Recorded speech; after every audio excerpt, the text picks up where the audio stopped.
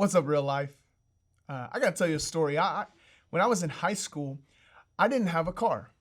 I didn't drive myself to high school one single day, sophomore, junior, or senior year. Not one time. And because of that, I was super jealous of the people who could drive themselves to school. Even if they didn't even have like a super nice car, I was jealous of them because they had something that I didn't have. And jealousy can cause us to look at people differently. We can become agitated with them. We can even become bitter and resentful, treat them wrongly, treat them mean. They could be the nicest person in the world, and because of no fault of their own, jealousy causes us to look at them differently. Of course, there are people in our lives who just treat us bad, who are mean to us. Maybe they called us a name, they spread some lies about us that weren't true. Maybe they just tried to harm us for no reason. But there's other times when people who haven't done anything to us, we begin to dislike them. Maybe they, just because of the way that they always look good. Maybe because of the things that they have. Maybe because they have some gifts and some talents that are better than ours. Maybe the grades that they get, maybe the attention they get from people or the house that they live in. It causes us to dislike them because of these things that are in their life. Maybe it's something even deeper. Maybe we dislike them or we're jealous of them because they come from a family that seems to have it all together. Maybe their parents come to every extracurricular activity that they have going on in their lives.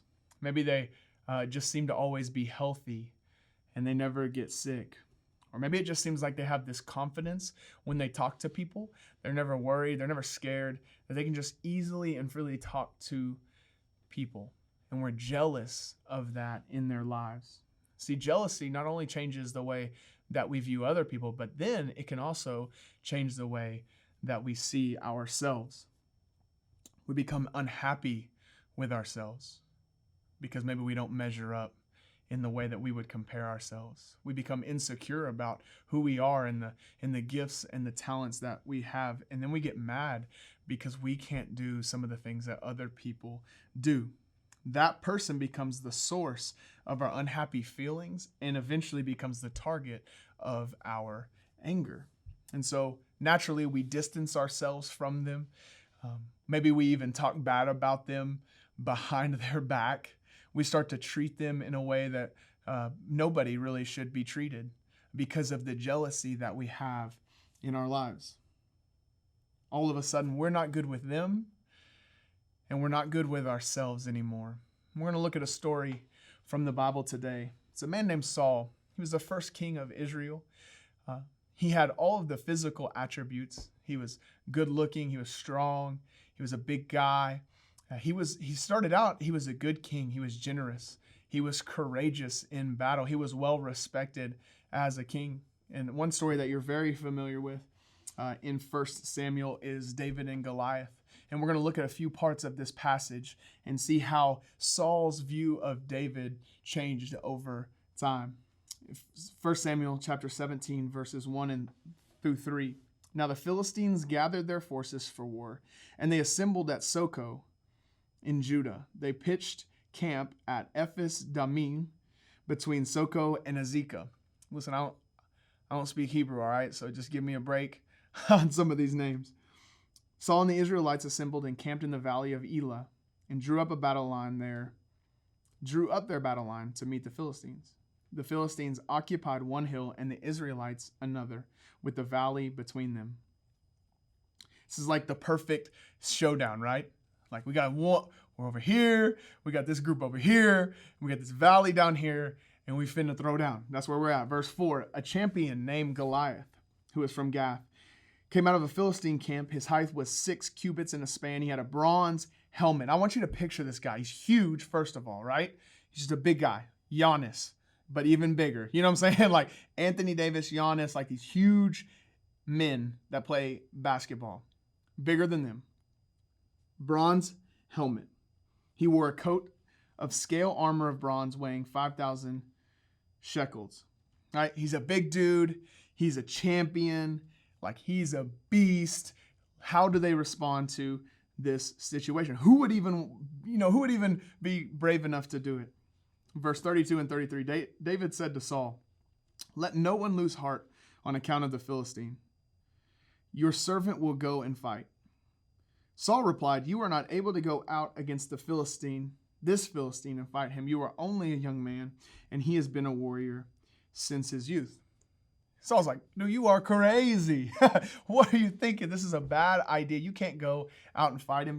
You're too young." And this guy has been a warrior all his whole life. Eventually, David would talk Saul into it. 1 Samuel 17, 48 through 50. As the Philistine moved closer to attack, David ran quickly toward the battle line to meet him. Reaching into his bag and taking out a stone, he slung it and struck the Philistine on the forehead. The stone sank into his forehead, and he fell face down on the ground. So David triumphed over the Philistine with a sling and a stone. Without a sword in his hand, he struck down the Philistine and killed him. Wow, David became an instant hero to the people of Israel, right? He went from the shepherd boy that nobody thought could do anything to this guy who conquered this giant.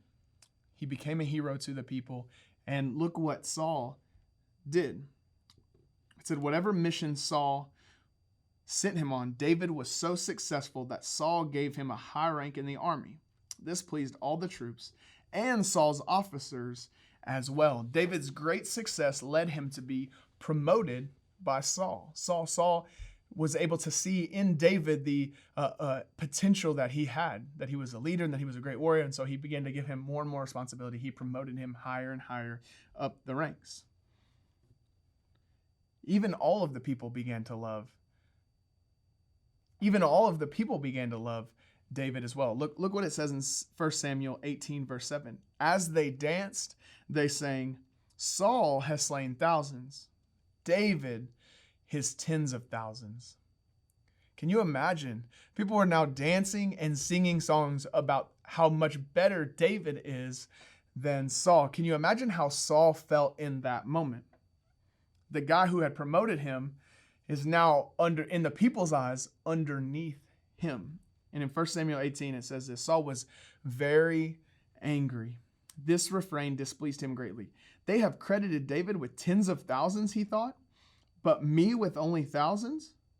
What more can he get but the kingdom? And from that time on, Saul kept a close eye on David. David's success began to make Saul jealous of him. So much so that it even says Saul began to keep a close eye on him. He thought he was coming for his kingdom. It goes on to say in verse 15, when Saul saw how successful he was afraid of him. Saul was the very guy who began to promote David, but his continued success didn't lead him to greater promotion, didn't lead Saul to be more excited for David. It actually led him to be jealous of him. What happened? What happened from Saul being the great promoter to being the very jealous one of who David is? He would even begin to plot to kill David. Like he would spend a long part of his life looking for a way to kill David because he was so jealous and he was so afraid. In Proverbs, it says this in 14:30, it says, a heart of peace gives life to the body, but envy rots the bones. If we're not careful, we can find ourselves in the same position that King Saul found himself. Jealousy will rot ourselves. They will ruin our lives.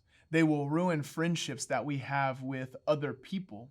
If we're not careful, jealousy can rot how we feel about ourselves. It can steal our sense of peace and our sense of value that we have, especially before God.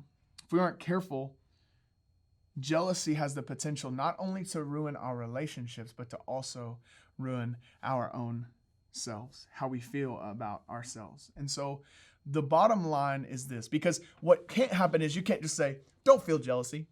Like, no, just don't be jealous, Nick. Like, you can't tell yourself that, right? Like, if you were to just, anytime you're feeling a certain emotion, you can't just tell yourself, don't feel that, right? That's not the solution. You can't help it sometimes when you feel jealous about something. So what is the solution to this problem? And that's actually our bottom line for tonight is the more that I celebrate others, the better I feel about myself. The more I celebrate others, the more I like me. That when I begin to see people not through the lens of jealousy, but through the lens of celebration for the amazing things that they do, for the great talent and the great skill they may have, whatever it is good that they possess, if I begin to celebrate that, number one, I look at them differently, but then I start to feel better about myself as well. So what do? Number one, you start with yourself. See, we live in a world today that is moving so fast that we forget to celebrate when God does something or celebrate when positive things happen in our lives. And so what you need to do first is start by celebrating something good that's in your life. Celebrate something good that God has done in your life. Listen, we live in a time right now where there's a lot of hard, negative things that are happening. Boy, you could be a light to the world if you just started to celebrate some of the good things that God is doing in your own life. Begin to practice on yourself. It's going to be awkward. Okay? It's going to be weird, but it just takes a little bit of practice. Start celebrating the good things that God has in your life. Then number two, you need to start moving towards somebody that you're jealous of. Earlier, we talked about how when we are jealous, we distance ourselves, right? We pull away from those relationships, and then we start to make some other bad decisions, like we talk bad about them back here because we've distanced ourselves. Rather than pull away, let's start to lean into those relationships, lean into those people that we're jealous about, and look for positive things about them that you can encourage them with, positive things that you can celebrate in their lives. Maybe even write some of them down. Just begin to think about what it could be that you could celebrate in the lives of somebody that for some reason you have some jealousy over.